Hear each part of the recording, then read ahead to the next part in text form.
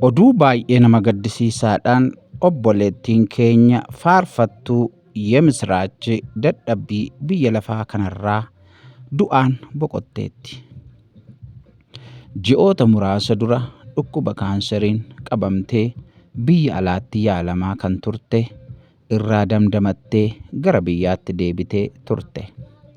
Haa ta'u malee guyyaa dheengaddaa dhukkubbiin itti dhaga'amnaan hospitaala seentee guyyaa kaleessaa immoo addunyaa kanarraa du'aan boqotteetti.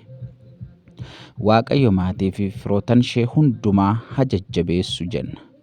Jaallattoota ishee warra isheen waliin tajaajilaa turte, waldaa isheen keessa tajaajilaa turte hundumaaf jajjabina hawwina. Egaan guyyaa har'aa sirni geggeessaa isheetii waldaa Yuugoo Charchiitti sa'atii kana geggeeffamaa jira.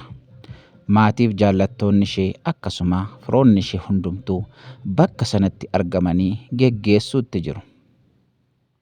Egaa isheen gara gooftaa ishee isa tajaajilaa turtee deemte. Boqonnaa gaarii hawwinaaf.